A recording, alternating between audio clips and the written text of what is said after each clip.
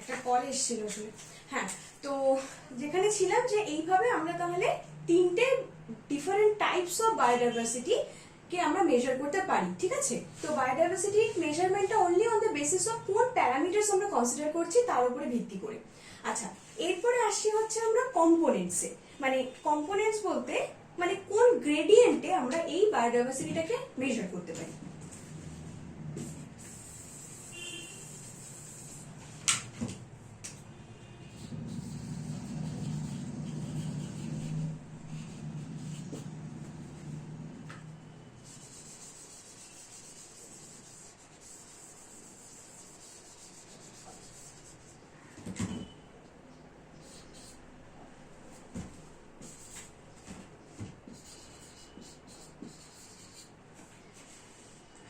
আচ্ছা, তো প্রথমটা হচ্ছে আলফা। ওকে, তো আলফা বায়োডাইভার্সিটি কি বোঝায়? আলফা বায়োডাইভার্সিটি বোঝায় পার্টিকুলার একটা ইকোসিস্টেমের মধ্যে, অর্থাৎ ইন্ট্রা ইকোসিস্টেম যে ভেরিয়াস ডাইভার্সিটি বা ভেরিয়েশনস রয়েছে সেইটার স্টাডিটাকে আলফা ডাইভার্সিটি বলবো। ওকে, সো এর বেশি এর থেকে জানবার এটার কিছু স্পেস নেই, স্কোপ নেই। তো আমার যেটা মনে হয় জাস্ট অ্যাজ কম্পোনেন্টস বা গ্রেডিয়েন্টস এইটুকুকেই এখান থেকে এমফাসাইজ করে আমরা মনে রাখবো, ঠিক আছে? তো কিরকম আমি যেটা বললাম, এটা কম্পোনেন্ট বা গ্রেডিয়েন্টস অফ বায়োডাইভার্সিটি বলে হেডিংটা যাচ্ছে, ঠিক আছে? তার আন্ডারে আসছে টোটাল তিনটে টাইপ অফ ডাইভার্সিটি। একটা আসছে হচ্ছে আলফা, বিটা, গামা, ঠিক আছে?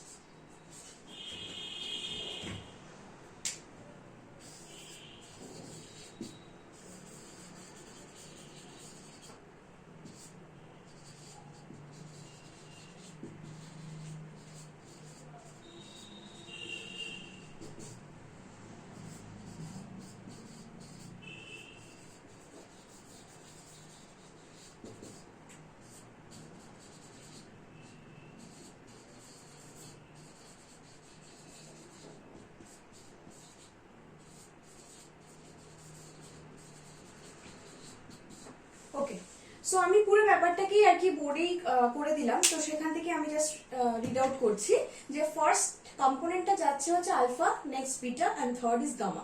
সো ফার্স্ট হচ্ছে উইদিন আ সিঙ্গেল ইকোসিস্টেম একটা যে ডাইভার্সিটি, সে পার্সপেক্টিভটাকে আমরা বলছি আলফা ডাইভার্সিটি, ঠিক আছে? যখন স্টাডি করার পার্সপেক্টিভটা বিটুইন টু ডিফারেন্ট ইকোসিস্টেমস, তখন সেই ধরনের ডাইভার্সিটি স্টাডিকে আমরা বলবো গামা ডাইভার্সিটি। আর এমন একটা গ্রেডিয়েন্ট কনসিডার করে আমরা সেই পার্সপেক্টিভে যখন স্টাডি করছি, যখন আমাদের নজরটা হচ্ছে মাল্টিপল ইকোসিস্টেমস এর মধ্যে ডাইভার্সিটিটাকে স্টাডি করা, তখন সেটাকে আমরা বলবো হচ্ছে গামা ডাইভার্সিটি, ঠিক আছে? সো জাস্ট কনসিডারেশন বা পার্সপেক্টিভ যে আমরা কোন ইকোসিস্টেমের গ্রেডিয়েন্টের মধ্যে আমরা আমাদের স্টাডিটাকে সীমাবদ্ধ রাখছি, সেইটুকুকে আমরা মানে সেইভাবে আমরা নামকরণগুলো করছি, ঠিক আছে? So nomenclature goes as per our perspective of study in the variation of an ecosystem, ঠিক আছে? সো এইভাবে আমাদের তিনটে ইকোসিস্টেমের কম্পোনেন্টস আসছে।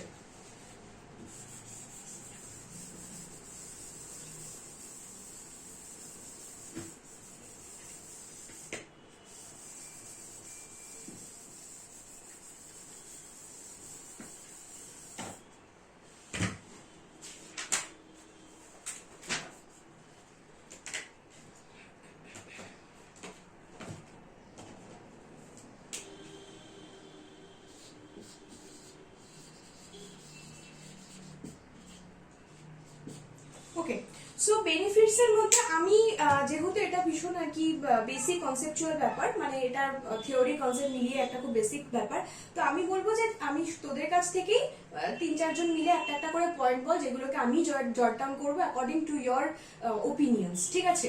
So just think for a while, 1 minute ভাব যে কি কি বেনিফিটস আমরা গেইন করি ফ্রম দ্য ইকোসিস্টেম, ঠিক আছে? সো ইকোসিস্টেমের যে ভেরিয়েশন অর্থাৎ বায়োডাইভার্সিটি আছে, তার উপরে ভিত্তি করে আমরা কি কি বেনিফিটস আর্ন করি বা গেইন করি, সেইগুলো ক্রিস্প হেডিংস এর আন্ডারে আমাকে বল, সেই অনুযায়ী আমি সেটাকে ডিসকাস করবো একটা একটা করে পয়েন্ট। সো মানে আমি অ্যাটলিস্ট 3টে থেকে 4টে পয়েন্টস এক্সপেক্ট করছি, ঠিক আছে? তো অতএব সেই রকম ভেবে আমাকে একটু বল। But you have to speak out, ঠিক আছে? কারণ আমি যদি কাউকে পার্টিকুলারলি মেনশনও করি যে তুই বল, তো মাইক্রোফোন কাজ না করলেও ড্রপ আ মেসেজ, অ্যাটলিস্ট আমি জানবো যে রেসপন্স করতে পারছিস, ঠিক আছে? সেটুকু আমি কিন্তু এক্সপেক্ট করবো। ওকে, সো अगेन একটু ভেবে আমাকে বল ইকোসিস্টেম থেকে আমরা কি কি বেনিফিটস পাচ্ছি আন্ডার সার্টেন হেডিংস, এটা বলতে হবে। ওকে, কারণ মাথায় অলরেডি আসছে, বল। হ্যাঁ হ্যাঁ বল। বিটা ডাইভার্সিটিটা একটু বল, আমি লিখতে পারি। ও আচ্ছা আচ্ছা, অ্যাকচুয়ালি আমি তিনটেই আরেকবার বলে দিচ্ছি, কারণ অন্যটা মিস হয়ে থাকলে আমি বলবো, মানে তাদের জন্য সুবিধা হবে। সো আলফা ডাইভার্সিটি প্রথম যেটা বলেছিলাম সেটা হচ্ছে যে ডাইভার্সিটি উইদিন অ্যান ইকোসিস্টেম, ঠিক আছে? Study of diversity within an ecosystem, একটা ইকোসিস্টেমের মধ্যবর্তী যে ডাইভার্সিটি থাকে সেটার স্টাডিটা। আচ্ছা, বিটা ডাইভার্সিটি মানে হচ্ছে study of diversity between two different ecosystems, ঠিক আছে? দুটো ডিফারেন্ট ইকোসিস্টেমস এর মধ্যে যে বায়োডাইভার্সিটির চেঞ্জেস বা রিলেটিভ বায়োডাইভার্সিটি, সেটা হচ্ছে বিটা ডাইভার্সিটি। আর গামা ডাইভার্সিটি মানে হচ্ছে when you study diversity মানে among বা along a number of ecosystems, ঠিক আছে?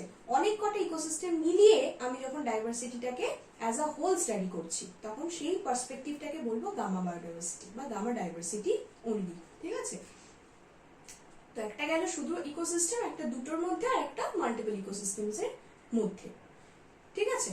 সো কামিং ব্যাক, আমি তার আগে ঠিক এই ডাউট ক্লারিফিকেশনটার আগে আমি যে কোয়েশ্চেনটা করেছিলাম যে ইকোসিস্টেম থেকে আমরা কি কি বেনিফিটস পাই, তার হেডিং গুলো অ্যাটলিস্ট আমাকে বলতে হবে, মানে হেডিং বলতে ক্রিস্প ভাবে বলবি, তাতে আমি ডিসকাশনটা করব। Energy flow from different profit level, সেই জন্য আমরা এনার্জি গেইন করি। ওকে, তার মানে বেসিক্যালি এটা ফুড সোর্স, তাই তো? Source of food. আচ্ছা ঠিক আছে, আচ্ছা সোর্স অফ ফুড যেটা, সেটা কি কি ভাবে হতে পারে? একটা কিন্তু আমরা ডিরেক্টলি প্রোডিউসার্স থেকেও পাই, একটা আমরা কনজিউমার্স থেকেও পাই, মানে different levels of consumers, primary consumer, secondary consumers থেকে পাই, তাই তো? তো সেই জিনিসটা আমি, মানে তোরা যে হেডিং গুলো বলবি আমি চেষ্টা করবো আমি যতটুকু জানি সেটুকুকে এক্সপ্যান্ড করে দেওয়া। তো জাস্ট এই ফুড সোর্স হিসেবে যদি মানে ব্যাপারটা হচ্ছে মাথায় রাখা থাকে যে আমরা producers as well as consumers দুটো সোর্স থেকে কিন্তু ফুড হিসেবে আমরা গেইন করি। ওকে, সো ঠিক আছে, এটা গেল একটা সোর্স অফ ফুড। আর কি কি আছে একটু চটপট বল, বিকজ এটা এতটাই বেসিক কনসেপ্ট, এটা নিয়ে বেশি সময় নষ্ট করতে চাই না। এটাকে ইকোনমিক্যালি ইম্পর্টেন্ট প্রোডাক্ট গুলো পাই। ওকে, কমার্শিয়াল ইউজফুল। তারপর কালচারাল বা হ্যাঁ এটাও আছে।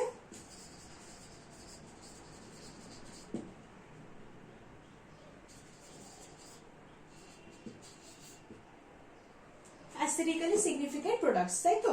তো এটা অ্যাস্থেটিক্যালি সিগনিফিকেন্ট প্রোডাক্টস এর আরেকটা ট্যানজেনশিয়াল বেনিফিট হচ্ছে ইকো ট্যুরিজম, ঠিক আছে?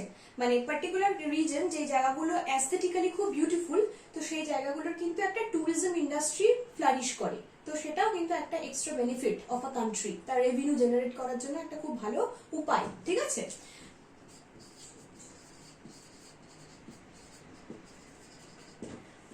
এটা গেল।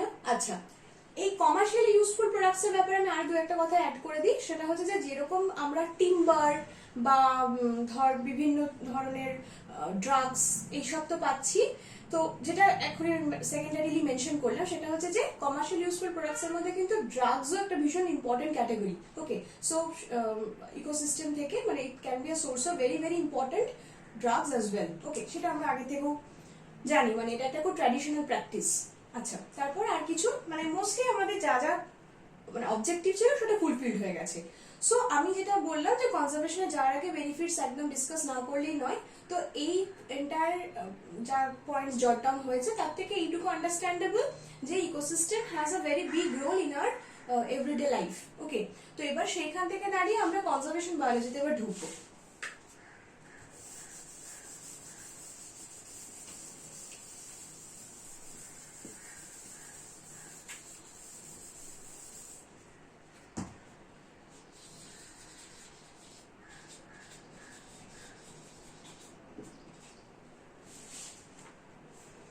আচ্ছা, কনজারভেশন, এই কনজারভেশন বিষয়টা একটা খুব ব্রড টার্ম, বিকজ কনজারভেশনটার জন্য আমরা বুঝলাম যে কি কি বেনিফিটস আমরা পাচ্ছি, তাই তো? সেই বেনিফিটস গুলোর নিশ্চয়ই কোথাও একটা ক্রাইসিস বা হ্যাম্পারিং হচ্ছে, যার জন্য কনজারভেশনের কোয়েশ্চেনটা আসছে। সো এই জিনিসটাকে আমরা বলি হচ্ছে থ্রেটস টু বায়োডাইভার্সিটি। তাহলে why do we need conservation, তার আনসারই হচ্ছে থ্রেটস। সো থ্রেটস এর আন্ডারে যে বিষয়গুলো আসে, যে টপিকগুলো আসে, সেগুলোর ইন্ডিভিজুয়াল এমসিকিউর সিগনিফিকেন্স রয়েছে, মানে ইন্ডিভিজুয়াল যে নেমিং গুলো রয়েছে সেগুলো পার্টিকুলারলি এমসিকিউতে অনেক সময় মেনশন হিসেবে আসে। ওকে, সো সেগুলো আমি কয়েকটা একটু ডিসকাস করে দিই, তাতে সুবিধা হবে।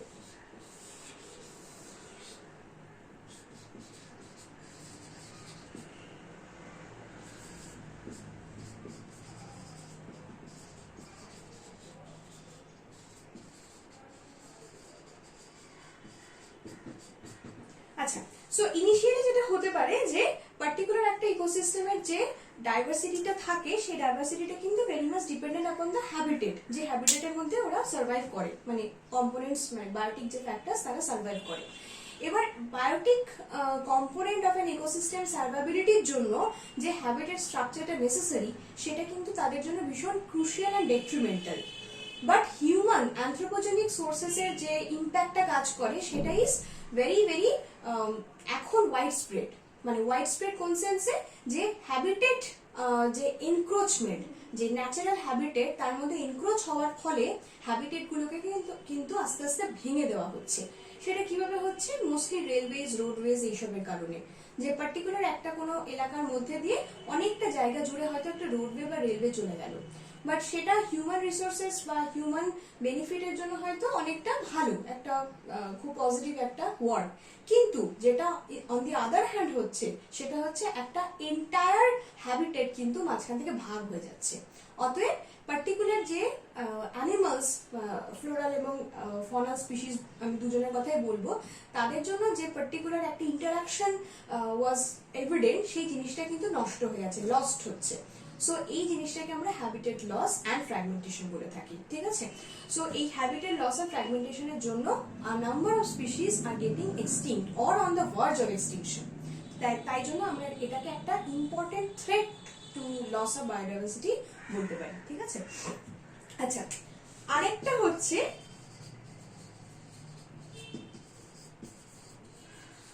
Invasive species. ইনভেসিভ স্পিসিস এর আরেকটা সিনোনিমাস টার্ম হচ্ছে ফরেন স্পিসিস। তো এই ইনভেসিভ স্পিসিস এর কনসেপ্টটা হচ্ছে যে বেসিক্যালি কিছু ফরেন স্পিসিস আছে, বাট মানে all foreign species are not always invasive. So particular কিছু ফরেন স্পিসিস আছে যেগুলো ইনভেড করে natural habitat of indigenous species, ঠিক আছে? তো একটা পার্টিকুলার হ্যাবিটেটের মধ্যে যে স্পিসিসটা from the very beginning resident আছে, সেই স্পিসিসটাকে ওভাররাইড করে একটা নতুন ভাবে তৈরি করে হচ্ছে যে স্পিসিস, সেটাকে আমরা ইনভেসিভ স্পিসিস বলতে পারি, ঠিক আছে? এবার ইনভেসিভ স্পিসিস কিন্তু খুব ভয়ঙ্কর হতে পারে। তো তার একটা খুব পপুলার এক্সাম্পল আমরা জানি, যেটাকে বাংলা আমরা কচুরি পানা বলি। তো সেইটাকে যখন ইন্ট্রোডিউস করা হয়েছিল from foreign land into the মানে natural habitat of India, in fact আরো স্পেসিফিক্যালি ইন বেঙ্গল, তো it was initially introduce for its beauty, কারণ ওটা খুব তাড়াতাড়ি প্রপাগেট করে এবং তার যে ফুল সেটা দেখতে খুব সুন্দর হয়। কিন্তু লেটার অন যে আনফর্চুনেট ইভেন্টটা হয়েছে, যে তার প্রলিফারেশনটা এতটাই ভয়ঙ্কর, এতটাই ওয়াইড স্প্রেড, যে ন্যাচারাল হ্যাবিটেটকে ওভারকাম করে সেটাই কিন্তু এন্টায়ার এরিয়ায় কভার আপ করে গেছে। তো এটার ফলে যেটা হয়েছে যে অ্যাকোয়াটিক ইকোসিস্টেম, যে ফ্লোরাল এবং ফনাল কম্পোনেন্টস গুলো আগে থেকেই ছিল, সেগুলোর যে অক্সিজেন অ্যাভেলেবিলিটি সেটা কমে গেছে, বা লাইট পেনিট্রেন্স সেটা অনেকটা হ্যাম্পার্ড হয়েছে। তো এই বিভিন্ন কারণের জন্য কিন্তু অ্যাকোয়াটিক ইকোসিস্টেম খুব ব্যাডলি অ্যাফেক্টেড হয়েছে। তো এই কারণে আমরা ওটাকে ইনভেসিভ স্পিসিস বলি। এটা ছাড়া আমরা ইনভেসিভ স্পিসিসের আর কি কি টপিক আনতে পারি, যেটা হচ্ছে ওভার এক্সপ্লয়টেশন। সো ওভার এক্সপ্লয়টেশনটা হচ্ছে third point that needed to be discuss.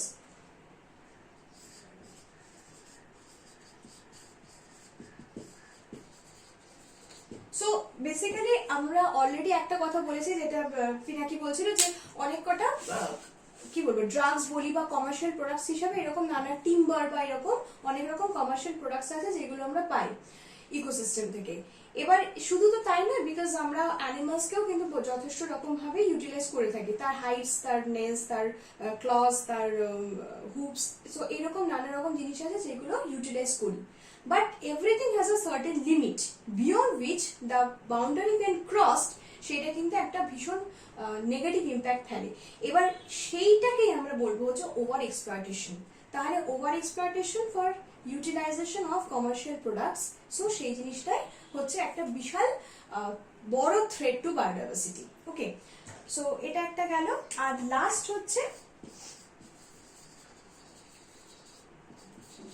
Pollution, যেটা নিয়ে অলরেডি আমরা আগের দিন ডিসকাস করেছি, বেশ অনেকটা বড় একটা ডিসকাশন ছিল। সো পলিউশনটা ব্যাপারটা হচ্ছে যে পলিউশন হচ্ছে এমন একটা পার্টিকুলার ইভেন্ট যেটা যে ন্যাচারাল ফেনোমেনন, ন্যাচারাল অকারেন্স বা স্ট্যান্ডার্ডস অফ এয়ার, ওয়াটার বা সাউন্ড, সেটাকে ডিস্টার্ব করে, রাইট? তো এটার জন্য নানা রকম পলিউটেন্টস আর রেসপন্সিবল, যেটা বোথ ন্যাচারাল এবং অ্যানথ্রোপোজেনিক কজেসের জন্য হতে পারে, ঠিক আছে? তাহলে pollution can also hamper the biodiversity, because particular যে পলিউশন হচ্ছে, ফর এক্সাম্পল আমরা যে এয়ার পলিউশনের কথা আগের দিন পড়েছিলাম, সো এয়ার পলিউশনের জন্য কিন্তু একটা গ্লোবাল ওয়ার্মিং এর কনসেপ্ট আমরা দেখলাম, রাইট? সো এই গ্লোবাল ওয়ার্মিং এর ধরুন যে পোলার আইস ক্যাপস এর মেল্টিং হচ্ছে, that is leading to the loss of lot of diversity of species in the polar region, তাই তো?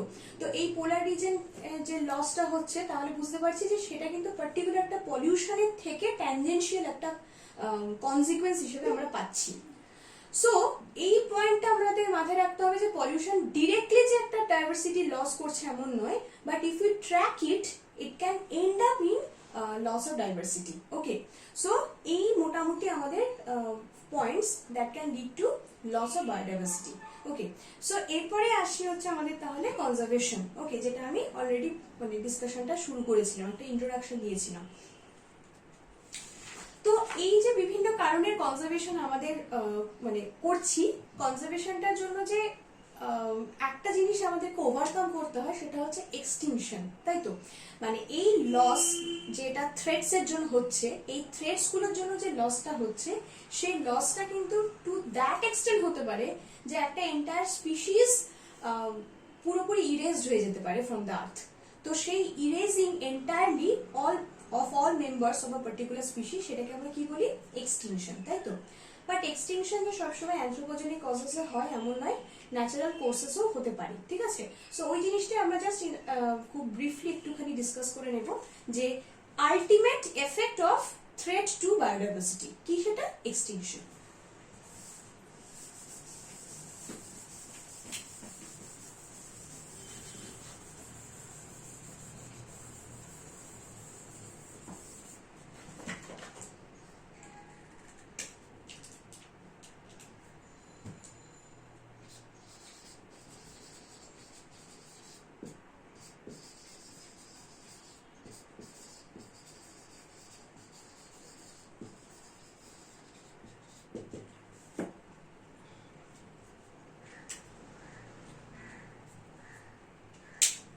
ওকে, সো আমরা যেটা জানি যে ইন ডিউ কোর্স, মানে in due to the rules of nature, মানে এটা কিন্তু একটা normal rule and regulation of the nature, যে কোনো স্পিসিস এনভায়রনমেন্টাল চেঞ্জেস গুলোকে ফেস করতে না পারায়, বিকজ আমরা অ্যাডাপ্টেশনের ব্যাপারে পড়েছি। তো অ্যাডাপ্টেশন হচ্ছে একটা কি solution to the environmental conditions. এবার এনভায়রনমেন্টাল কন্ডিশনস এর সাথে প্রপার অ্যাডাপ্টেশন না করার ফলে কোনো না কোনো স্পিসিস অ্যাট সাম পয়েন্ট কিন্তু এক্সটিংক্ট করে যেতে পারে। সো সেইটাকে আমরা বলবো natural extinction, which is absolutely natural. And next comes a mass extinction. মাস এক্সটিংশনটা হচ্ছে অ্যাকচুয়ালি আমাদের যে জিওগ্রাফিক্যাল টাইম স্কেলের কথা আমরা পড়েছি, বা পরে হয়তো আবার ডিসকাশন করবো আমি ডিটেলস। সো এই জিওগ্রাফিক্যাল টাইম স্কেলের মধ্যে যেটা থাকে, মানে এই জিওলজি মেনটেন করে যে আমাদের কিন্তু নানা রকম মাস এক্সটিংশন থাকে, ঠিক আছে?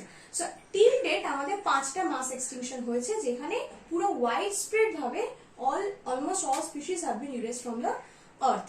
এবার এইটা হচ্ছে মাস এক্সটিংশনের ব্যাপার, যেটা হচ্ছে খুব রেয়ার একটা event, and it might happen once again if মানে যেই রকম আর কি ক্যালামিটিস হচ্ছে, সেই natural calamities to very very extreme কোনো এক্সটেন্টে চলে গেলে তখন মাস এক্সটিংশনটা 6th লেভেলে হয়েও যেতে পারে। নেক্সট হচ্ছে অ্যানথ্রোপোজেনিক এক্সটিংশন।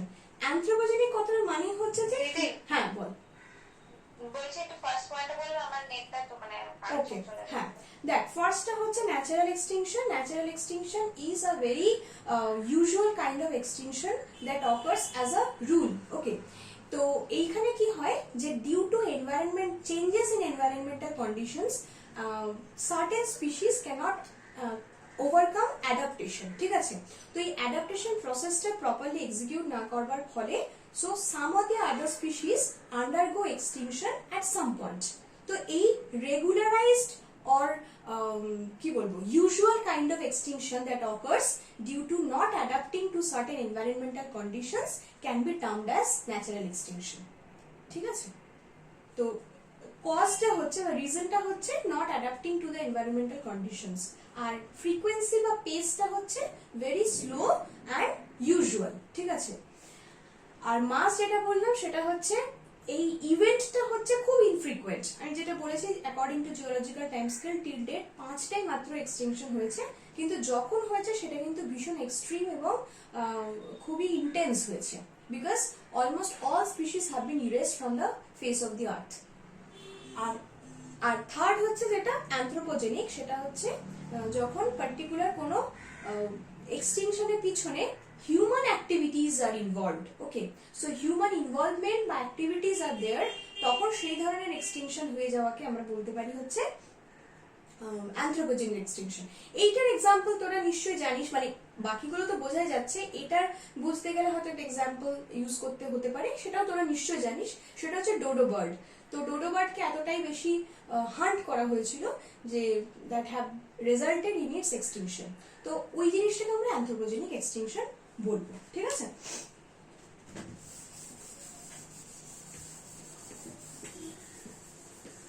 তাহলে এই এক্সটিংশনের ব্যাপারটাকে কনসিডার করার জন্য বা প্রপার রেকর্ড কিপিং এর জন্য তোরা জানিস যে IUCN একটা লিস্টিং করে, তাই তো. তো এই যে লিস্ট অফ ক্যাটাগরিজ তৈরি করে থাকে, সেটার মানে প্রত্যেকটার একটা করে নাম রয়েছে. তো এটা মানে আই ডোন্ট থিঙ্ক যে পার্টিকুলারলি আমার আলাদা করে বলবার দরকার আছে, আমি জাস্ট একটা রিড আউট করে দিচ্ছি. তো আমি বলেছি জিকোলজি কয়েকটা জিনিস আমি নোট ফর্মে তোদেরকে দেবো, তার মধ্যে এটাও একটা থাকবে. ঠিক আছে, সো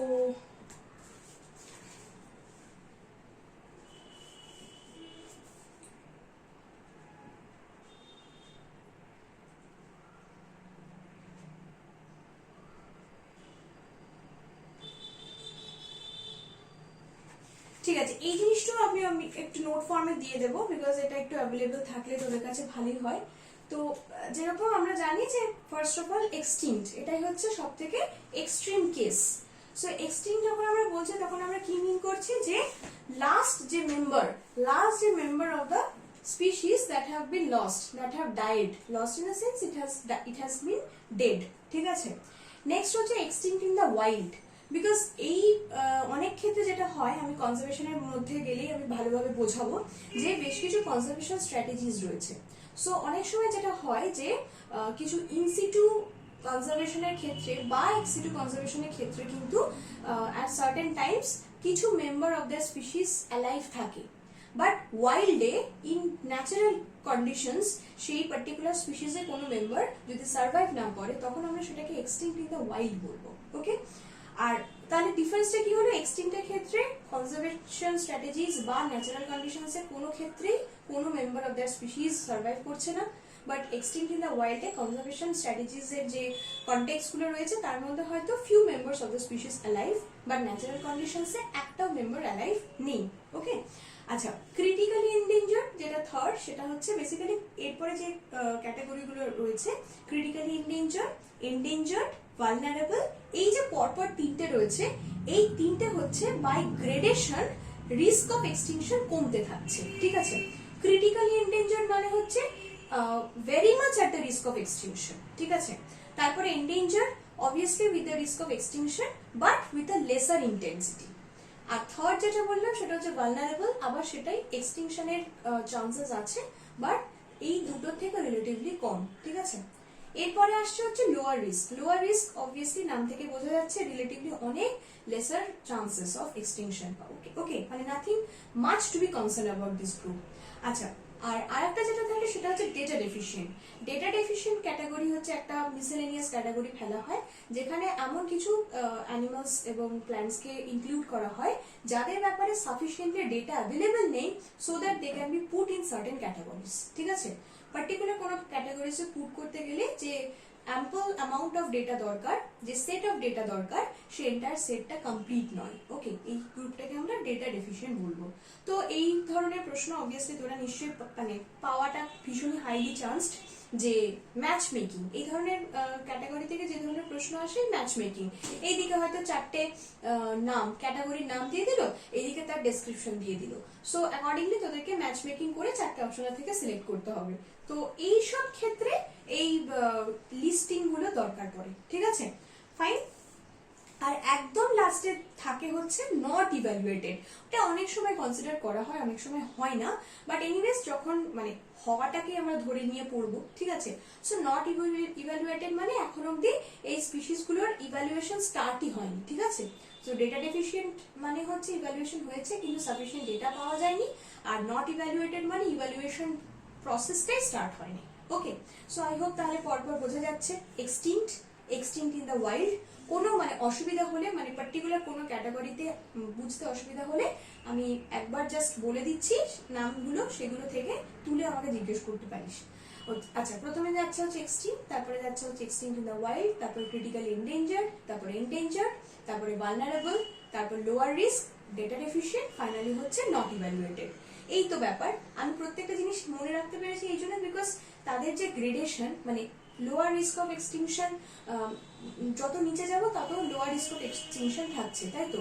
তো এই গ্রেডেশনটা ফলো করলে নামগুলো মনে রাখা এমন কিছু মানে কঠিন কাজ নয়। ঠিক আছে, so that is about the IUCN red list categories. ওকে, তো আমরা এতক্ষণ যেটা করলাম যে IUCN red list categories। এরপরে আমরা যেটা কনজারভেশন অফ বায়োডাইভার্সিটির আন্ডারে যে দুটো টাইপিফিকেশন হয় সেগুলো নিয়ে ডিসকাস করব। কি কি সেগুলো? একটা হচ্ছে ইন সিটু কনজারভেশন আর একটা হচ্ছে x situ conservation.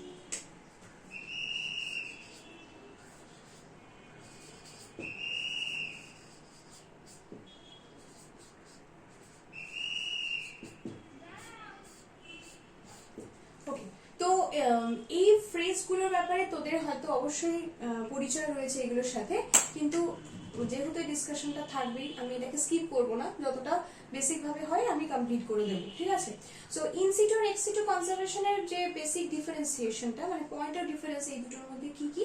In situ differentiation, in situ conservation যে পয়েন্টটা, সেটা হচ্ছে যে the strategy of conservation in the natural habitat of a plant or animal species। ঠিক আছে, তাহলে আমরা পার্টিকুলার কোন একটা প্ল্যান্ট বা অ্যানিমেলকে যদি কনজার্ভ করতে চাই, তাহলে সেটাকে যদি ওই প্ল্যান্ট বা অ্যানিমেলের নিজস্ব হ্যাবিটেটেই আমি কনজার্ভ করি, তখন সেই ধরনের কনজারভেশনকে আমরা বলবো ইন সিটু কনজারভেশন। আর আমরা যদি ওই পার্টিকুলার প্ল্যান্ট বা অ্যানিমেলকে তার ন্যাচারাল হ্যাবিট থেকে বের করে একটা অন্য কোনো জায়গায় কনজার্ভ করি, which mimics its natural habitat but not its original habitat, সেই কনজারভেশন স্ট্র্যাটেজিকে আমরা বলবো হচ্ছে এক্স সিটু কনজারভেশন। ঠিক আছে, তাহলে জাস্ট যেইটুকু উপরে ভিত্তি করে আমরা ডিফারেন্সিয়েট করছি সেটা হচ্ছে যে whether it is conserved in its natural habitat or not। ঠিক আছে, এই ব্যাপারে কোনো গোলানোর ব্যাপার নেই, এই ছোট্ট একটা পয়েন্ট যেটার উপরে ভিত্তি করেই ভাগটা করা হয়। ওকে, তাহলে এইটুকু বুঝলেই তখন দেখবি যে যে টাইপস গুলো রয়েছে, মানে এইগুলোর আন্ডারে যে সাব টাইপস গুলো আসবে সেগুলো মনে রাখা ভেরি সিম্পল হবে, জাস্ট এইটুকু দিয়ে জাজ করলে। হ্যাঁ, তো কিরকম ইন সিটুর মধ্যে আসছে ন্যাচারাল হ্যাবিটেট এবং প্রোডাকশন, মানে নর্মাল হ্যাবিটেটে যেটা প্রোডাকশন অফ স্ট্র্যাটেজি হচ্ছে, সেটার কি কি এক্সাম্পল আমরা পাই ইন সিটুর? ইন সিটুর এক্সাম্পল মানে হচ্ছে যেরকম ন্যাশনাল পার্কস, ওয়াইল্ড লাইফ স্যাংচুরিজ, ঠিক আছে, সেক্রেড গ্রুপস, বায়োস্ফিয়ার রিজার্ভস, এইগুলো। সো একটা একটা করে আমি একটু ডিসকাস করি, বিকজ তোদের সিলেবাসে যেটা আছে সেটা হচ্ছে মেজর অ্যাপ্রোচেস টু ম্যানেজমেন্ট আর প্রিন্সিপালস অফ কনজারভেশন। ঠিক আছে, সো আমি একদম পয়েন্ট ওয়াইজ না গিয়ে মোটের উপর যেরকম ধর কনসেপ্টটা দাঁড়াচ্ছে আমি সেটাকেই ডিসকাস করছি ওভারঅল। ঠিক আছে, সো এইখানে আমি একদম পয়েন্ট ওয়াইজ কিন্তু যাচ্ছি না। এনিওয়েজ, আমি যেটা একদম শুরুতে বললাম যে ইন সিটু কনজারভেশন আন্ডারে কি কি আসছে, একটা আসছে হচ্ছে তোর national park, wildlife sanctuaries, biosphere reserves, sacred groves. Okay, so তার মধ্যে কয়েকটা জিনিসকে আমি জাস্ট একটু বলে দিই, বিকজ ন্যাশনাল পার্ক বা ওয়াইল্ড লাইফ স্যাংচুরির ব্যাপারে তোরা নিশ্চয় জানিস, আর তার ব্যাপারে যে কয়েকটা ডেটা দরকার, ডেটা অ্যাজ ইন কতগুলো ন্যাশনাল পার্ক ইন্ডিয়াতে রয়েছে বা ওয়াইল্ড লাইফ স্যাংচুরি কতগুলো ইন্ডিয়াতে রয়েছে, এই ধরনের কয়েকটা নিউমারিক্যাল টার্মস দরকার পড়ে, ঠিক আছে? তো সেইগুলো আমি আই থিঙ্ক খুব ভালো হবে যদি আমি একটু দিয়ে দিই, ঠিক আছে? আমি এটা একটু লিখে রাখছি।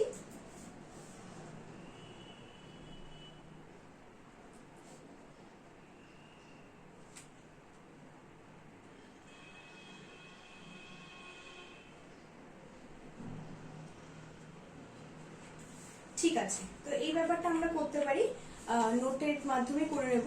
বাট ভার্বালি যেটুকু দরকার আমি ডিসকাস করে দিচ্ছি, যেরকম সেক্রেড গ্রোভস, এটা ভীষণ ইন্টারেস্টিং একটা কনসেপ্ট। বেসিক্যালি যেটা হয় যে সাউথ ইন্ডিয়া মেনলি এই কনসেপ্টটা বা এই বিষয়টাকে আর কি চর্চা করা হয়, যে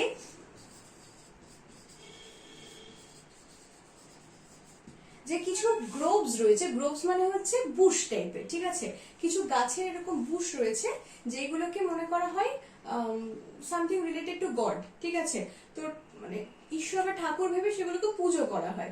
এবার পুজো করার ফলে কি হয়, সেগুলোকে কোনোভাবে কিন্তু নষ্ট করা যায় না, হ্যাম্পার করা যায় না, ডাল কাটা বা ইত্যাদি নানা রকম রেস্ট্রিকশন থাকে।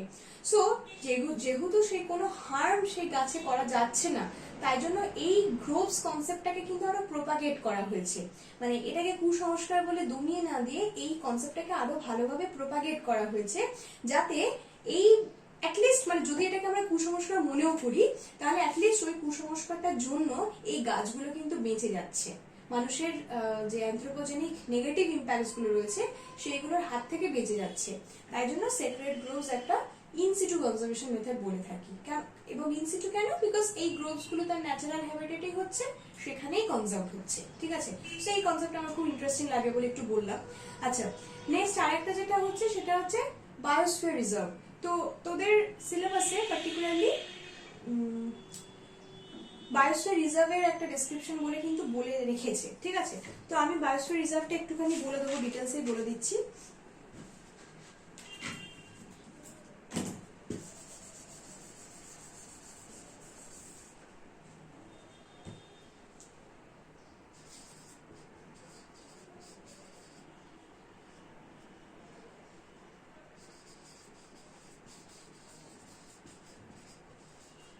আচ্ছা, বায়োস্ফিয়ার রিজার্ভস এর ব্যাপারটা হচ্ছে যে এই পার্টিকুলার যে ইনস্টিটিউট মোড অফ কনজারভেশন, সেটাকে 3টে জোনে ভাগ করা হয়।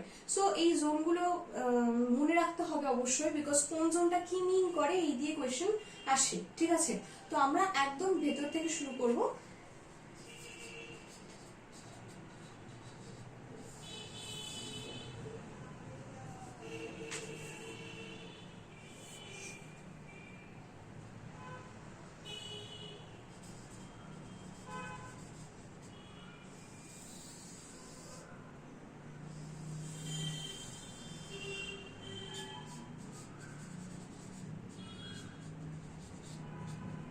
আচ্ছা, সো বেসিক্যালি 3টে জোন হয়, যে জোনগুলোর উপরে ভিত্তি করে একটা institute conservation in biosphere reserves conduct করা হয়, ঠিক আছে? সো একদম ভেতরের জোনটা হচ্ছে কোর জোন, তারপরে আসে হচ্ছে বাফার জোন, আর ফাইনালি আসে হচ্ছে ট্রানজিশন জোন, ঠিক আছে? সো আমি খুব জেনারেলাইজড ওয়েতে এইটুকু বলে রাখি প্রথমেই, যে যত তুই ভেতর থেকে বাইরের দিকে আসছিস তত রেস্ট্রিকশনস লুজ হচ্ছে, ঠিক আছে? যত ভেতর দিকে যাচ্ছি রেস্ট্রিকশনস আরো টাইট হচ্ছে, ঠিক আছে? তো যে কোনো অ্যাক্সেসিবিলিটি বল বা ধর স্ট্র্যাটেজি, মানে কনজারভেশনের যে স্ট্র্যাটেজিস গুলো, সেইগুলো অনেক বেশি স্ট্রিনজেন্ট হচ্ছে as you go deep into the biosphere reserve, and as you come out concentrically, মানে একদম তুই গোল ভাবে যদি বাইরের দিকে বেরিয়ে আসিস, তাহলে এই স্ট্রিনজেন্সিস গুলো অনেকটা বেশি লাইট হচ্ছে, ঠিক আছে? এই হচ্ছে ব্যাপার। এবার কোন কোন মানে কোর জোন, বাফার জোন আর ট্রানজিশন জোনে কোন কোন অ্যাক্টিভিটিস গুলো অ্যালাউড, সেগুলো আমি জাস্ট আর কি মেনশন করছি। যারা ডায়াগ্রামটা আর কি তারা কপি করলো খাতায়, তারা একটু পাশে লিখে নিস, কারণ अगेन এই ধরনের কোয়েশ্চেন অনেক সময় আসে যে এই পার্টিকুলার জোনে কি কি অ্যাক্টিভিটিস অ্যালাউড বা পারমিটেড। তখন সেই কম্বিনেশন মানে ধর দু তিনটে করে অ্যাক্টিভিটিস নিয়ে এক একটা অপশন দেয়। সো কারেক্ট যে কম্বিনেশন সেটাকে চুজ করতে হয়। সো এইরকম ভাবে কিন্তু আমাদের কোয়েশ্চেনটাকে ফেস করতে গেলে একটু জানতে হবে। ওকে, তো আমি একটু রিড আউট করছি যে পার্টিকুলার কোন কোন জোন থেকে কি কি অ্যাক্টিভিটিস পারমিট করা হয়। ঠিক আছে,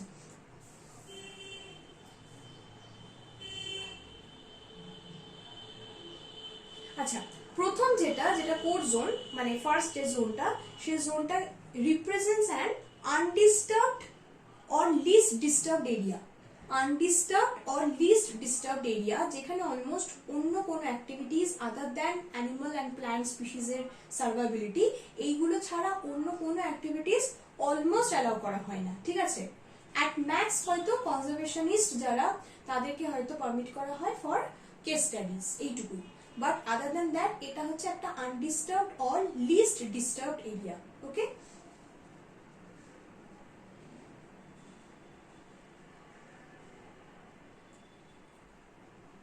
আচ্ছা সেকেন্ড যেটা সেটা হচ্ছে বাফার জোন। বাফার জোনে যেগুলো অ্যালাউ করা হয় সেগুলো হচ্ছে রিসার্চ, এডুকেশন, ট্রেনিং। ঠিক আছে, সো রিসার্চ, এডুকেশন, ট্রেনিং এই মেজর তিনটে কাজ অবশ্যই অ্যালাউ করা হয়। এটা ছাড়া খুব মানে বেসিক যে কাজগুলো করে মানে যারা ওখানকারই আদিবাসী যেটা বলে, মানে যে কোনো বায়োস্ফিয়ার রিজার্ভস এর ভেতর যে ইন্ডিজেনাস বা নেটিভ পিপল, সেই নেটিভ পিপলের ডেইলি অকুপেশনাল যে কাজগুলো যেমন টিম্বার কালেকশন বা ফিশিং, ওকে, সো এই ধরনের অ্যাক্টিভিটিস গুলো কিন্তু অ্যালাউ করা হয়, বা হান্টিং।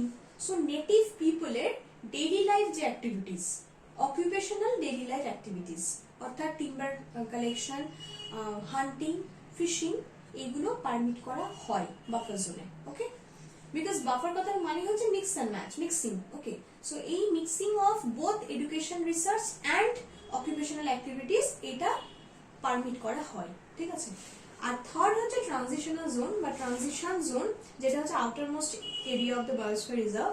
এটা active cooperation region between reserve management and local people. ঠিক আছে, তাহলে রিজার্ভ ম্যানেজমেন্ট বলতে যে কনজারভেশন স্ট্র্যাটেজিস গুলো যারা এক্সিকিউট করছে তাদের জন্য যে তারা যে রিজার্ভেশন কাজগুলো করছে, সো এই অ্যাক্টিভিটিস গুলো অবশ্যই জারি থাকবে। সেটা কোর, বাফার বা ট্রানজিশন তিনটে জোনেই থাকবে, এবং তার সাথে সাথে লোকাল পিপলদের যে ইনভলভমেন্ট সেটা বাড়বে। ওকে, সো কিভাবে তাদের এই কোঅর্ডিনেশনটা হচ্ছে, বিকজ যেরকম সেটেলমেন্ট, ক্রপিং, ফরেস্ট্রি, রিক্রিয়েশন এইগুলো কিন্তু এই ট্রানজিশন জোনে পারমিটেড। সেটেলমেন্ট অর্থাৎ বসবাস, এই ব্যাপারটা কিন্তু লোকাল পিপলদের বাকি দুটো জোনে অ্যালাউ করা হয় না। তাই সেটেলমেন্ট অর বাস করা সেটা কিন্তু একমাত্র লাস্ট জোন অর্থাৎ ট্রানজিশন জোনেই পারমিটেড। ওকে, সো এই ব্যাপারটা একটু মাথায় রাখতে হবে যে সেটেলমেন্ট একমাত্র কোন জোন অ্যালাউড, এবং সব থেকে বেশি interaction between conservation strategists and the local people activities এটা কিন্তু ট্রানজিশন জোনেই সব থেকে বেশি হয়। ঠিক আছে, সো এই তিনটে জিনিস আই হোপ মানে বোঝাতে পেরেছি যে এগুলো নিজস্ব প্রত্যেকটার ইম্পর্টেন্স রয়েছে, এবং সেই ইম্পর্টেন্স গুলোকে কিন্তু এমফাসাইজ করেই পড়তে হবে। ঠিক আছে, both for understanding and questions.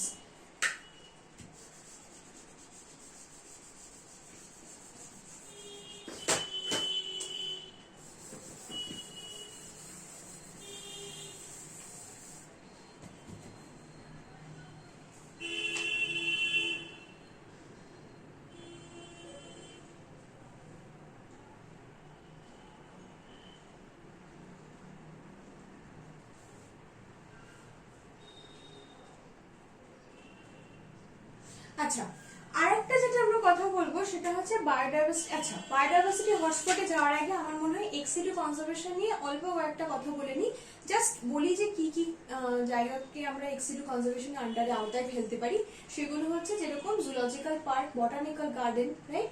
তো এই ধরনের যে মিমিক করা মানে ন্যাচারাল হ্যাবিটেটকে মিমিক করে যে সাইটগুলো তৈরি করা হয় ফর কনজারভেশন, সেইগুলোকে আমরা এক্সিডিউ কনজারভেশন বলতে পারি। সো ফার্স্ট অফ অল কি করে কনজারভেশনটা ক্যারি আউট করছে ওরা, কারণ ওদের যে organized way of keeping the animals, তাদের যে প্রপার ফিডিং হ্যাবিট গুলো মেনটেন করা, তাদের healthy diet as well as মানে যে কোনো ডিজিজ কন্ডিশনকে ফেস করে তাদেরকে চিকিৎসা করা, এবং আরেকটা খুব ইম্পর্টেন্ট ব্যাপার যেটা কনজারভেশনে ভীষণ হেল্প করে সেটা হচ্ছে ক্যাপটিভ ব্রিডিং, রাইট? মানে যেটা যখন টাইগার ভীষণভাবে at the verge of extinction চলে এসেছিল, তখন টাইগারদের ক্যাপটিভ ব্রিডিং করে কিন্তু অনেকটা পপুলেশন ইনক্রিজ করা পসিবল হয়েছে। সো বেসিক্যালি এখানে এটা একটা এনফোর্সড বা ওই প্রেশারাইজ ব্রিডিংও বলা যেতে পারে। ওকে, সো ক্যাপটিভ ব্রিডিং বা organized healthy diet, proper medication, ঠিক আছে, organized way of keeping them in different cages, এই বিভিন্ন পয়েন্টগুলোকে আমরা একসাথে বলতে পারি যে এইভাবেই তারা একটা জুলজিক্যাল পার্ক বা বটানিক্যাল গার্ডেনে সেটা জিনিসটা অন্যরকম হচ্ছে। মোট কথা এইভাবে তাদের কিন্তু মেনটেনেন্সটা হচ্ছে। বটানিক্যাল গার্ডেনে আরেকটা ইম্পর্টেন্স রয়েছে, সেটা হচ্ছে ডাইভার্সিটি, তাই তো? মানে পার্টিকুলার যে প্ল্যান্টস গুলো হয়তো ন্যাচারাল সিস্টেমে তাদের আর দেখা পাওয়া যায় না, সেগুলো বটানিক্যাল গার্ডেন থেকে কিন্তু প্রোপাগেট করা পসিবল হতে পারে, কারণ সেটা একটা রিপোজিটরির মতো, মানে যেটা একটা কালেকশন অফ প্ল্যান্টসকে এক জায়গায় আমরা পেতে পারি। So for research purpose, for training purpose, for conservation purpose, botanical garden বা জুলজিক্যাল পার্ক কিন্তু equally important as in situ conservation. So এই গেলে হচ্ছে আমাদের তাহলে ইনসিটু আর এক্সিটু কনজারভেশনের কথা। এটাই রিলেটেড আর একটা শর্ট টপিক, সেটা হচ্ছে বায়োডাইভার্সিটি হটস্পট।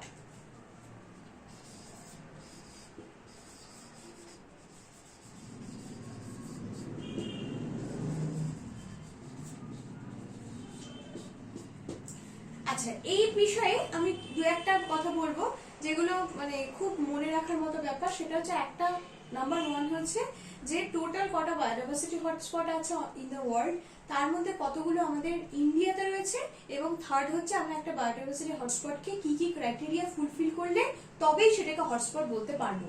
সো মেজরলি আমরা অলওয়েজ যখন বায়োডাইভার্সিটি হটস্পট পড়বো এই বেসিক ফরম্যাটেই কিন্তু জিনিসটাকে মনে রাখবো। তার মধ্যে যেটা শুরুতে ক্রাইটেরিয়ার কথা বলি, ঠিক আছে? সো বেসিক্যালি এন্টায়ার ওয়ার্ল্ডের যে এন্ডেমিক পপুলেশন, এন্ডেমিক কথাটা মানে কি? পার্টিকুলার কোনো একটা স্পিসিস যেটা একমাত্র ওই পার্টিকুলার এরিয়াতে পাওয়া যায়, সেই ধরনের স্পিসিসকে আমরা বলবো হচ্ছে এন্ডেমিক স্পিসিস।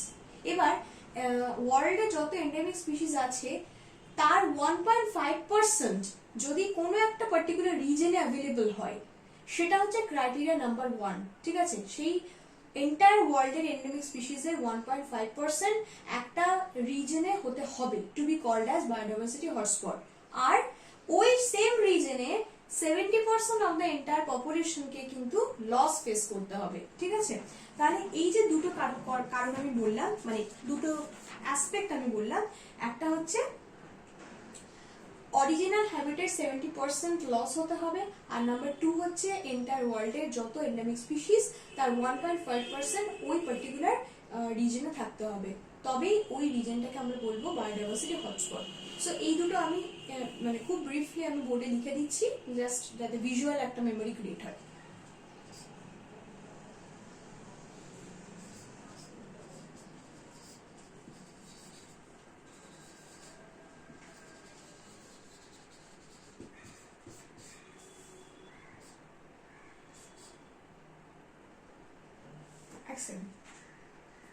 এক সেকেন্ড, পার্সেন্টটা হচ্ছে 0.5%, ঠিক আছে? নাম্বারে দেখতে গেলে 1500 এর মতো হচ্ছে, ঠিক আছে? সো একটু জায়গাটাকে রেকটিফাই করে নিস, ইটস নট 1.5, 0.5%।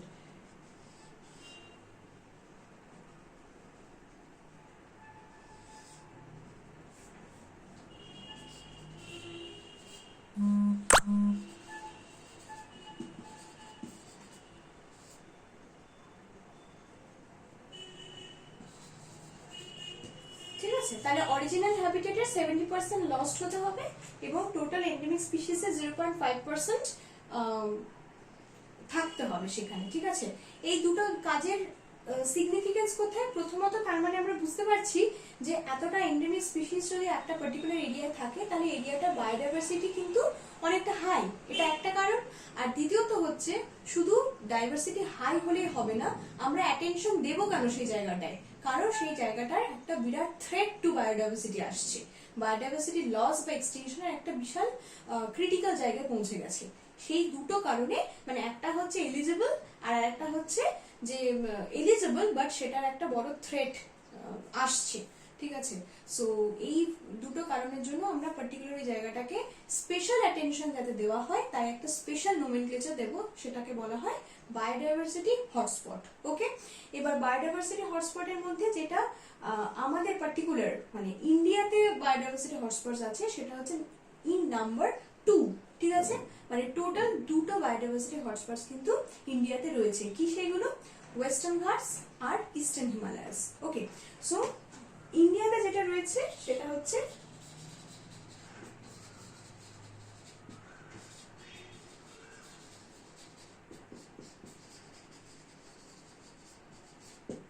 ওয়েস্টার্ন ঘাটস আর ইস্টার্ন হিমালয়াস, এই দুটো হচ্ছে ইন্ডিয়ায় রয়েছে। আর টোটাল যে মানে ইন্ডিয়া চেনটার নাম্বার অফ বায়োডাইভার্সিটি হটস্পটস সেটা হচ্ছে নাম্বার 34, ঠিক আছে। টোটাল 34টা রয়েছে, তার মধ্যে দুটো ইন্ডিয়ায় রয়েছে যার নাম হচ্ছে এই দুটো। ওকে,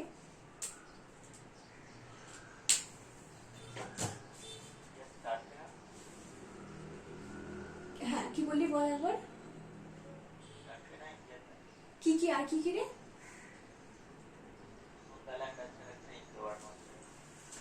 এটা কি মানে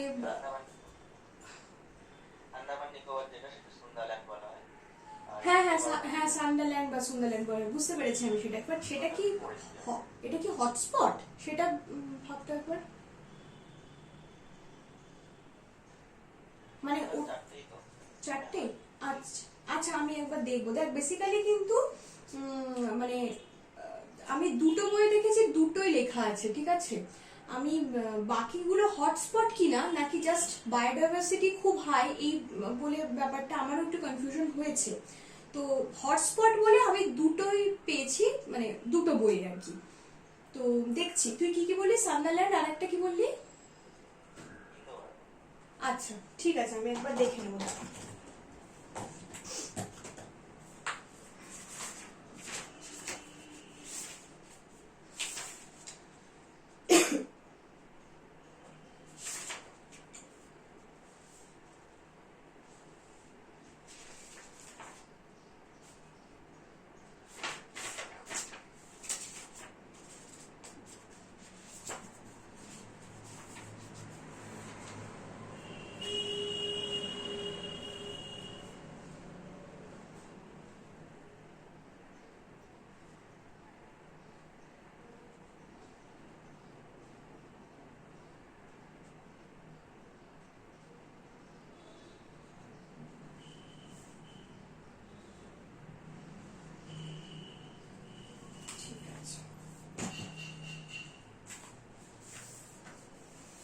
আচ্ছা, আর একটা যেটা ব্যাপার আছে যেটা আমি একটু খুব ব্রিফলি বলে দিই, জাস্ট কয়েকটা ইনফরমেশন আমি সাপ্লাই করে দেবো। সেটা হচ্ছে যে এটাও একটা তোর Indian case study on conservation, সেটা হচ্ছে প্রজেক্ট টাইগার, ঠিক আছে।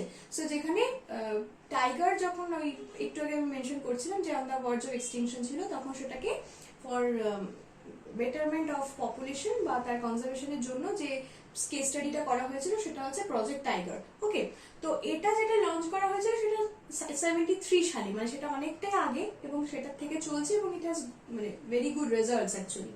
So project tiger that was launched on April 1st 1973, ঠিক আছে। এটা অনেকটাই পুরনো, মানে অনেকটাই আগে। তো যখন স্টার্ট হয়েছিল তখন মানে লঞ্চ করার সময় সেখানে নাম্বার অফ টাইগার্স 268 ছিল। Okay, so later on 27 tiger reserves already in vogue, মানে 27 টাইগার রিজার্ভস বলতে বেসিক্যালি এই কেস স্টাডির আন্ডারে যখন প্রগ্রেস করা হয়েছে তখন tiger reserves as a mode of ex situ conservation আরো বানানো হয়েছে। সেগুলোর মাধ্যমে যে ইনক্রিমেন্ট অফ পপুলেশনটা হয়েছে সেটা থেকে মোটামুটি এখন 1498টা টাইগার্স আর কারেন্টলি প্রেজেন্ট, ঠিক আছে। তো এটা হচ্ছে একটা অ্যাপ্রক্সিমেশন, অ্যাগেন মানে বেসিক্যালি প্রজেক্ট টাইগারের কনসেপ্টটা থেকে, যেখানে মানে কোয়েশ্চেন মেইনলি লঞ্চিং ডেটটাই আসে, লঞ্চিং ডেট এবং ইয়ার এপ্রিল 1st 1973 এবং এর যে বেসিক কনসেপ্টটা। আচ্ছা একটা সেকেন্ড, নেটটা শেষ হয়ে যাচ্ছে।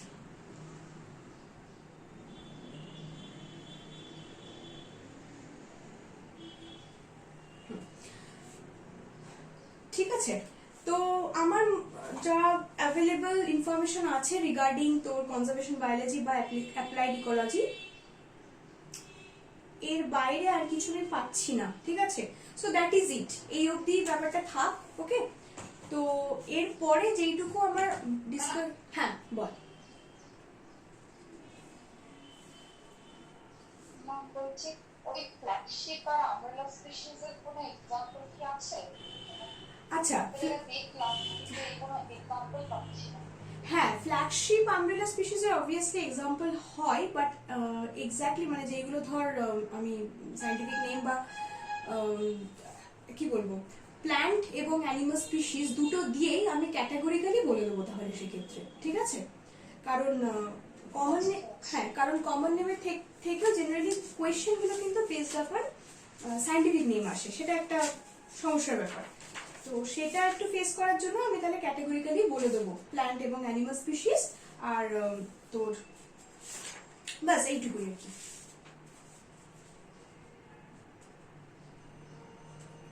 আমার ওই হ্যামিল্টনস রুলস বা কিং সিলেকশন এগুলো কি পড়তে হবে? হ্যাঁ, ওগুলো তো আসবে, বাট ওইগুলো ইভলিউশনের আন্ডারেই আমি পড়াবো, ঠিক আছে? ওটা মানে হ্যাঁ, ওটা ওইখানে ইনক্লুডেড হয়ে যাবে।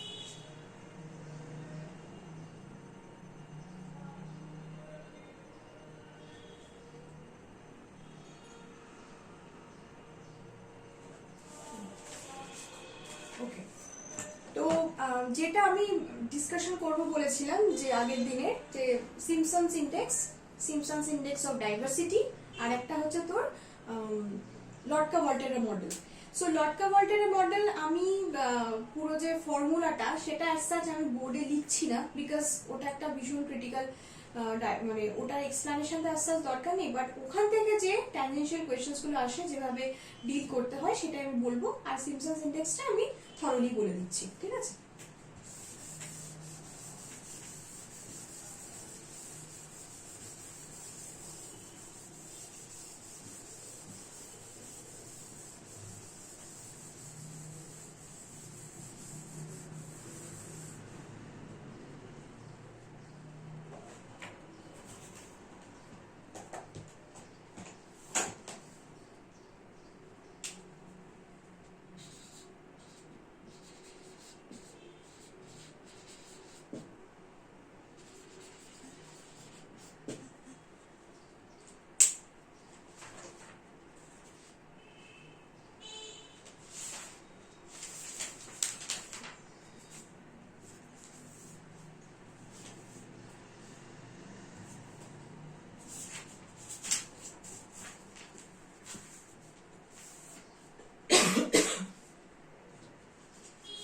ওকে,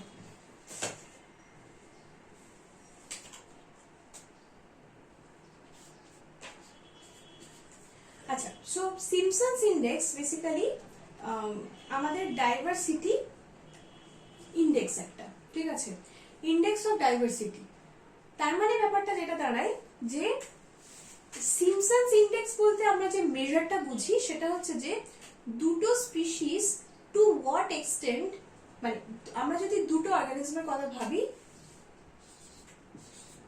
ইন্ডিভিজুয়াল এ আর ইন্ডিভিজুয়াল বি, এই দুটো ইন্ডিভিজুয়ালের কতটা চান্সেস আছে to be a part of the same species, সেটাকে আমরা বলবো হচ্ছে Simpson's index and represented by capital D.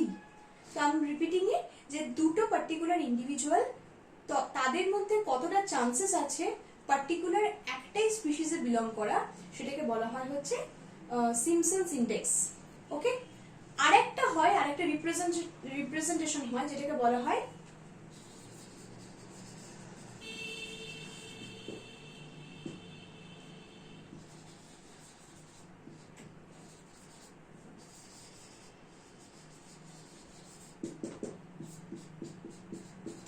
সেটাকে বলা হয় Simpson's index of diversity, okay, represented by 1 - d।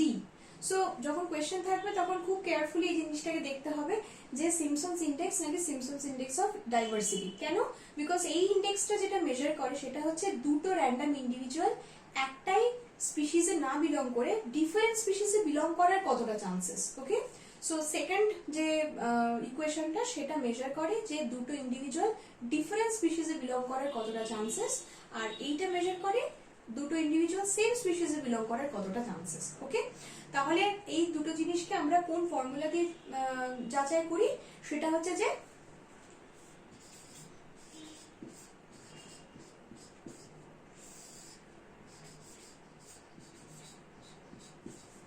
এই ফর্মুলাটা, ঠিক আছে। এবার এই ফর্মুলাটা যেটা বোঝাচ্ছে যে summation of n n minus one small n, আর তার তলায় ডিনোমিনেটরে রয়েছে সেটা হচ্ছে capital N capital N minus one. তো এইখানে যেটা স্মল n মানে হচ্ছে যে পপুলেশন সাইজ, ঠিক আছে, মানে কতগুলো ডিফারেন্ট টাইপস অফ পপুলেশনের ডিফারেন্ট স্পিসিসে তাদের যে ইন্ডিভিজুয়াল নাম্বার অফ অর্গানিজমস রয়েছে সেই ডিফারেন্ট নাম্বার অফ অর্গানিজমস এর সামেশন, ঠিক আছে। যেরকম আমি একটা এক্সাম্পল দিলে জিনিসটাকে ভালো করে বোঝা যাবে। ফর এক্সাম্পল,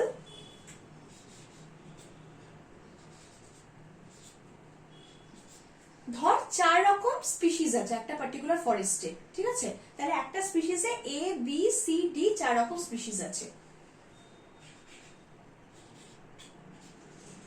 প্রত্যেকটা স্পিসিসের ইন্ডিভিজুয়াল একটা পপুলেশন সাইজ থাকবে, যেটাকে আমরা বলবো স্মল m, হ্যাঁ স্মল m, ঠিক আছে।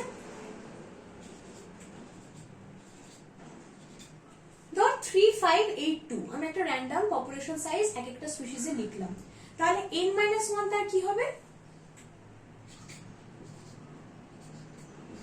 ঠিক আছে, এই তো হবে তার n-1। এবারে যেটা আমরা করব যে এদের যে সামেশনটা মানে হচ্ছে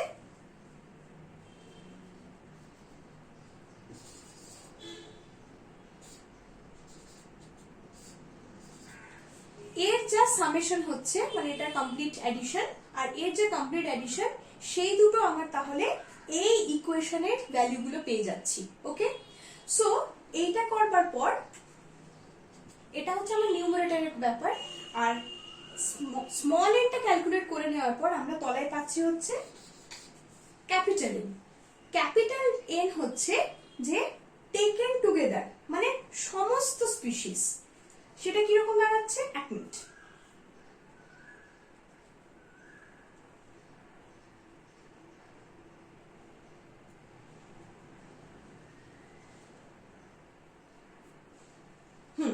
ওকে, এখানে যেটা দাঁড়াচ্ছে সেটা হচ্ছে যে আমরা যদি এই ব্যাপারটাকে স্মল এনটাকে এইখান থেকে ক্যালকুলেট করে নিই, তাহলে টেকেন টুগেদার যত হচ্ছে সেটা হচ্ছে আমার ক্যাপিটাল এন। ওকে, সেটা হচ্ছে আমার ক্যাপিটাল এন। ওকে, তাহলে তখন আমি যেটা করব সেটা হচ্ছে যে এইটা ক্যাপিটাল এন ইনটু এইটা, মানে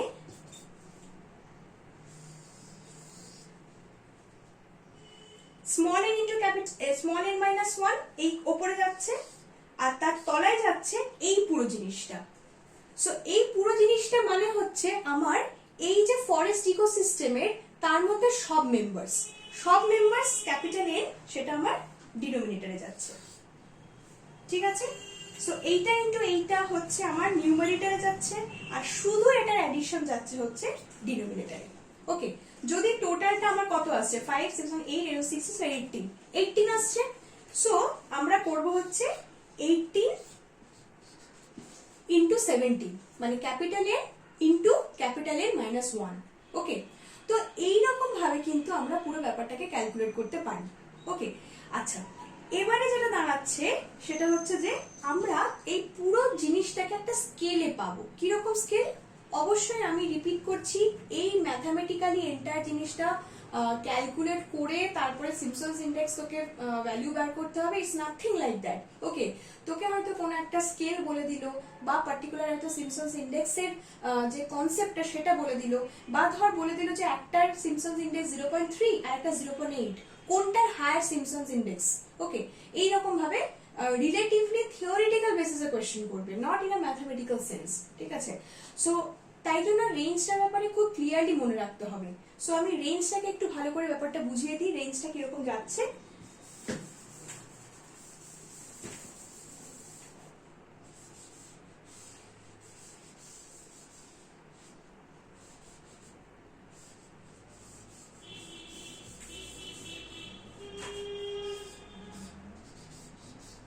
আচ্ছা, রেঞ্জটা হচ্ছে ফ্রম 0 to 1। ওকে, তাহলে আমরা যদি সিম্পসনস ইনডেক্স ক্যালকুলেট করি, সিম্পসনস ইনডেক্স ক্যালকুলেট করা মানে হচ্ছে আমরা ক্যাপিটাল ডি কে পাচ্ছি। ওকে, সো ক্যাপিটাল ডি তে পাচ্ছি, যদি ধরে নিই আমরা ক্যাপিটাল ডি পাচ্ছি 0.4, তাহলে সিম্পসনস ইনডেক্স অফ ডাইভার্সিটি কত পাবো? 1 মাইনাস ডি, তাহলে পাচ্ছি 0.6। ঠিক আছে, সো সিম্পসনস ইনডেক্স যেটা বোঝায় যে যত আমি হায়ার দিকে যাব, যত আমি হায়ার রেঞ্জে যাব, তত আমার ডাইভার্সিটি মানে belonging to the same species এই চান্সটা কমতে থাকছে। ঠিক আছে, কমতে থাকছে, ডাইভার্সিটিটা কমতে থাকছে। আর 1 মাইনাস ডি কি বোঝায়? যত আমি হায়ার রেঞ্জে যাচ্ছি, 0 থেকে 1 এর দিকে যত যাচ্ছি, তত আমার ডাইভার্সিটি হওয়ার ক্ষমতা বেড়ে যাচ্ছে। Chances of two different individuals belonging to different species, এই চান্সেসটা বেড়ে যাচ্ছে। ঠিক আছে, সো আমরা দুটোর ক্ষেত্রে কিন্তু দুটো ডিফারেন্ট চান্সেসের কথা বলি। তাহলে যদি এরকম বলে এইটা সিম্পসনস ইনডেক্স অফ ডাইভার্সিটি এত, তাহলে সিম্পসনস ইনডেক্স কত? সো আমরা জাস্ট একটা 1 মাইনাস ডি এই পাতি ইকুয়েশনটা দিয়ে ক্যালকুলেট করে নিতে পারবো। ওকে, সো এইরকম ভাবে আমরা এন্টায়ার রেঞ্জটাকে মনে রাখবো। তাহলে একটা জিনিস আমাদের কাছে ক্লিয়ার হলো, আমি যে এইখানে ফরেস্ট ইকোসিস্টেমের ব্যাপারটা দিয়ে বোঝালাম, সেটা দিয়ে একটা জিনিস ক্লিয়ার হলো যে Simpson's index is a parameter of both species abundance and species richness. কিরকম জিনিসটা? আমি স্পিসিস অ্যাবান্ডেন্স বলতে কি বোঝাই? যে ইকুইটেবিলিটি। তো আমরা এখান থেকে কিন্তু কতটা ইকুইটেবিলিটি সেটা বুঝতে পারলাম। যদি ধর একটা 65, একটা 30, একটা 12 এরকম ভাবে থাকতো ডিস্ট্রিবিউশনটা, তাহলে দেখতাম যে সেটার অ্যাবান্ডেন্স কিন্তু অনেক কম, হোমোজেনিটি কম। এবং আরেকটা যেটা বললাম প্যারামিটার, সেটা হচ্ছে স্পিসিস রিচনেস, অর্থাৎ যত বেশি টাইপস অফ স্পিসিস হচ্ছে কনসিডারেশন আসছে, তত কিন্তু তার স্পিসিস ডাইভার্সিটি বেড়ে যাচ্ছে। তাহলে সিম্পসনস ইনডেক্স দিয়ে আমরা স্পিসিস অ্যাওয়ারনেস এবং স্পিসিস রিচনেস দুটোকেই কিন্তু ইনটু কনসিডারেশন আনতে পারি। ওকে, আচ্ছা,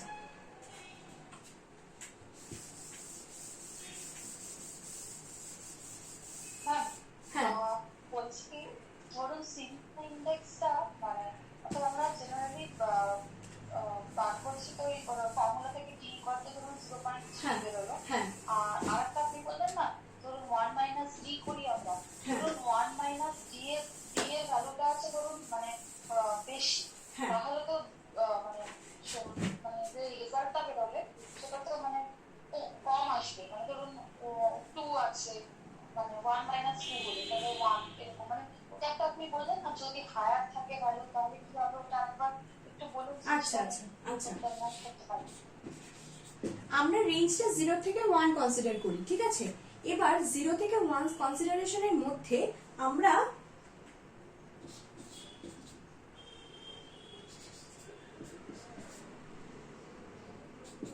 মানে আমরা দুটো অ্যাসপেক্টে কনসিডার করব।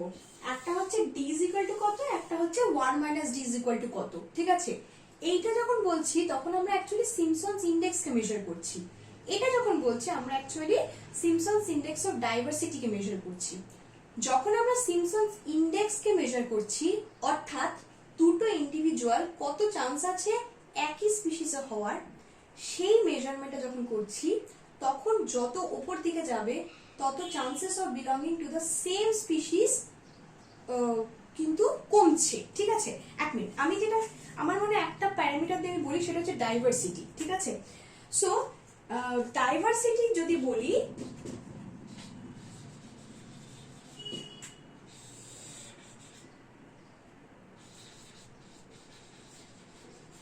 তাহলে ডিক্রিজ করছে।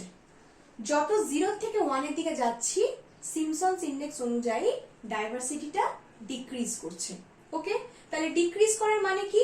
তার মানে দুটো স্পিসিসের একই দুটো ইন্ডিভিজুয়ালের একই স্পিসিস হওয়ার চান্সেস বাড়ছে। ঠিক আছে, কেন বলতো? কারণ যত একটা স্পিসিসের মধ্যে দুটো ইন্ডিভিজুয়াল ইনক্লুডেড হবে, তত তো ডিফারেন্ট স্পিসিস হওয়ার চান্সেস কমে যাচ্ছে। ডিফারেন্ট স্পিসিস চান্সেস কমা মানেই হচ্ছে ডাইভার্সিটি কমে যাওয়া। ওকে, তো ধর স্পিসিস 1, স্পিসিস 2, ঠিক আছে, এ বি দুটো ইন্ডিভিজুয়াল আছে, এরা দুজনেই যদি একই স্পিসিসে ঢুকে যায়, তাহলে এই স্পিসিসের এক্সিস্টেন্সটা আমি কনসিডার করছি না, তখন আমার স্পিসিস ডাইভার্সিটি কমে একটা এসে দাঁড়াচ্ছে। রাইট, তাই জন্য আমি বলছি যে যত আমার একই স্পিসিসে হওয়ার চান্সেস বাড়ছে, তত আমার ডাইভার্সিটি কমছে, যেটা সিম্পসনস ইন্ডেক্সের কনসেপ্ট। ওকে, ঠিক আছে।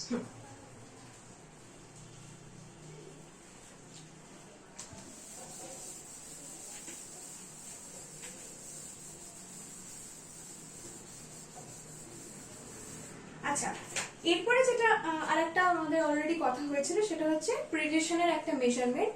সো কতটা কে কাকে প্রেডেটর রিলেশনশিপ, মানে কতটা প্রেডেট করবে সেইটার উপরে কনসিডার করে আরেকটা লটকা ওয়াল্টারের মডেল আমরা পড়েছিলাম আগের দিন। তো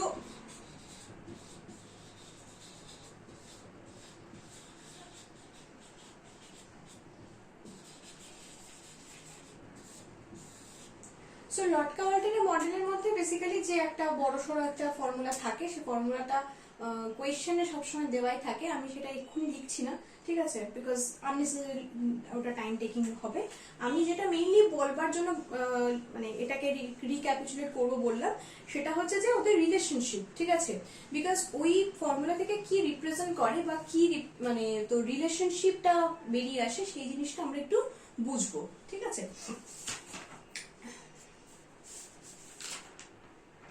ওকে, তো এখানে বেসিক্যালি আমরা যেটা বলি সেটা হচ্ছে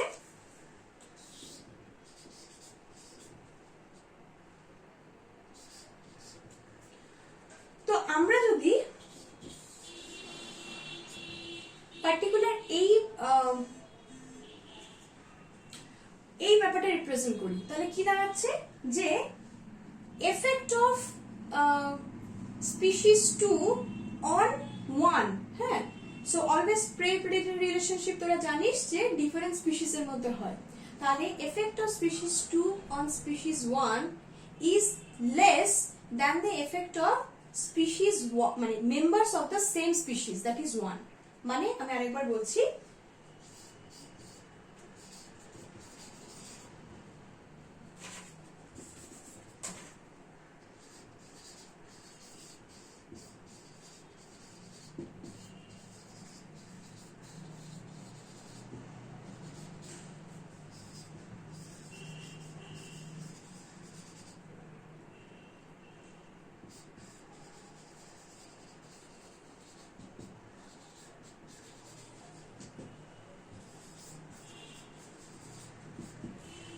এবার আমাকে একটা জিনিস রিমাইন্ড করে দিই আমি, যে এই যে স্পিসিস 2 স্পিসিস 1 এর উপরে কতটা ইম্প্যাক্ট ফেলছে সেটাকে আমরা কি বলবো, সেটাকে বলবো হচ্ছে ইন্টার স্পেসিফিক কম্পিটিশন, তাই তো।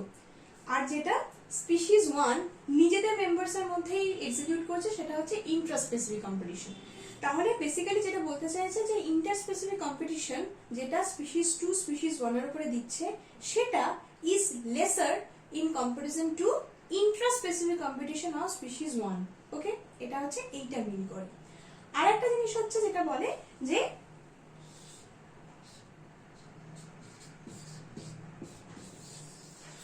সো এটা থেকেও ক্লিয়ারলি বোঝা যাচ্ছে জাস্ট ভাইস ভার্সা, যে ইন্টার-স্পেসিফিক কম্পিটিশনটা বেশি রাদার দ্যান ইন্ট্রা-স্পেসিফিক কম্পিটিশন। ওকে, এটা আমরা অন দি আদার হ্যান্ডও লিখতে পারি যে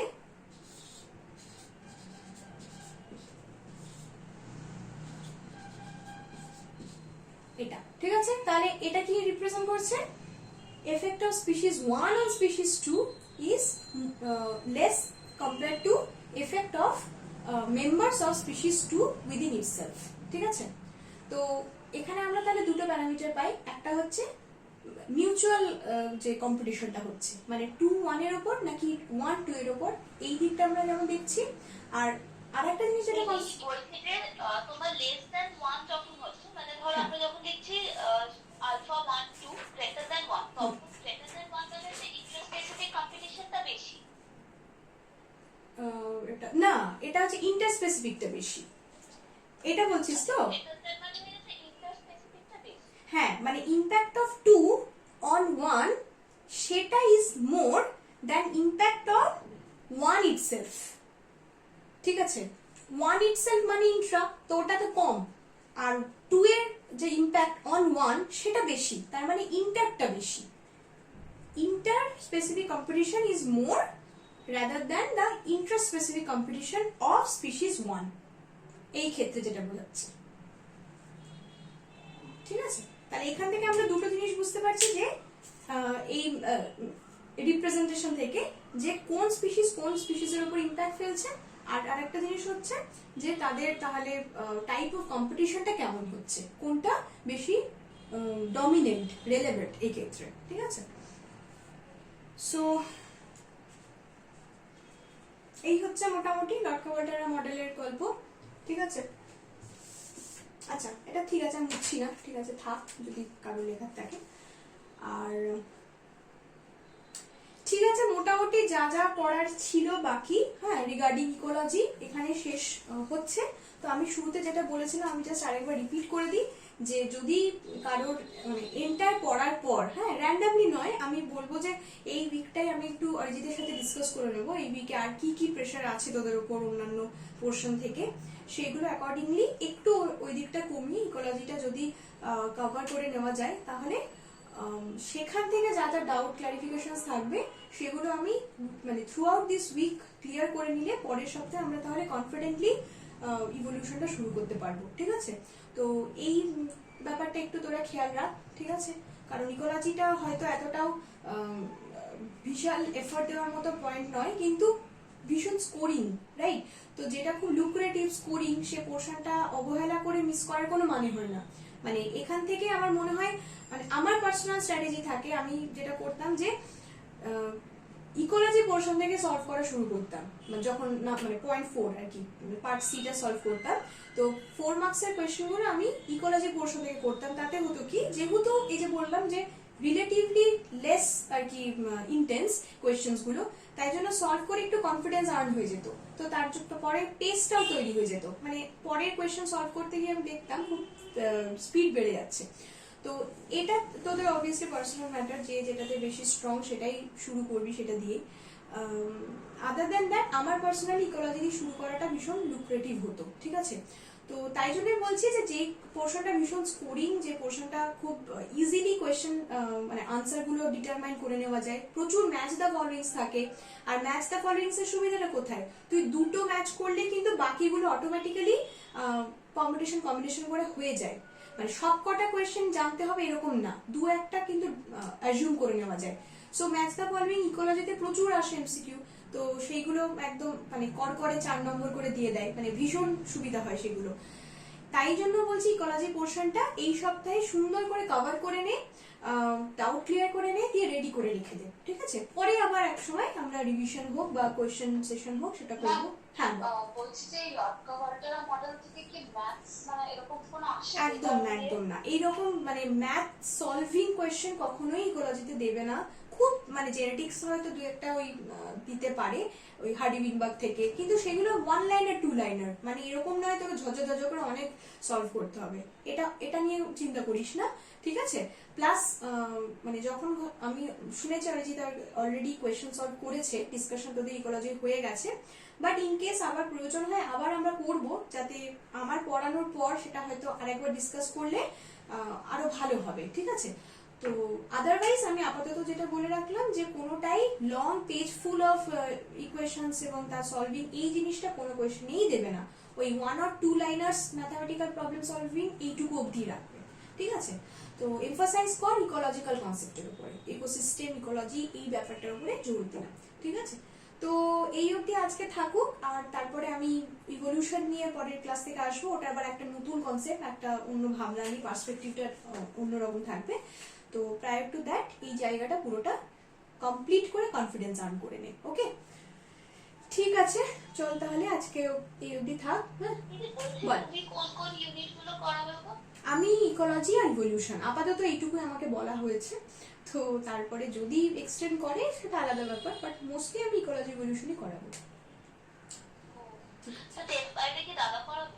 কিটা ডেভ বায়ো মনে হয় অরিজিৎ পড়াবে। আমি এখনো ডেভ বায়োর ব্যাপারে মানে আমাকে কিছু বলেনি পড়ানোর ব্যাপারে, আমাকে এখনো আমি ইভলিউশনটা পড়ানোর কথাই বলে রেখেছি, মানে আমি ওটাই পড়ানোর জন্য প্রিপেয়ার করে রেখেছি। ডেভ বায়োটা ঠিক কনফার্ম না, মনে হয় অরিজিৎ পড়াবে আমি যতদূর জানি। ঠিক আছে, হ্যাঁ ঠিক আছে, তাহলে এই অবধি আজকে। ওকে, চলো, গুড বাই।